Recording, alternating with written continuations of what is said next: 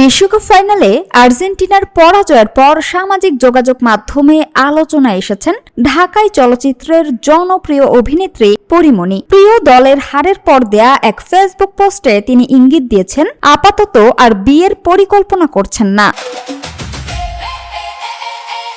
নিজের verified Facebook অ্যাকাউন্টে পরীমনি লেখেন, বিয়েটা আর করতে হলো না, এই আর কি, ভালোবাসার আর্জেন্টিনা, আবার দেখা হবে। পোস্টটি প্রকাশের পরপরই তার সামাজিক মাধ্যমে ভাইরাল হয়ে যায়। বিশ্বকাপ ফাইনালের আগে পরীমনি ঘোষণা দিয়েছিলেন আর্জেন্টিনা শিরোপা জিতলে তিনি আবার বিয়ে করবেন। সে সময় তিনি লিখেছিলেন, আর্জেন্টিনা কাপ জিতলে আমি আবার একটা বিয়ে করব, ফাইনাল। সেই পোস্টও ব্যাপক আলোচনার জন্ম দিয়েছিল।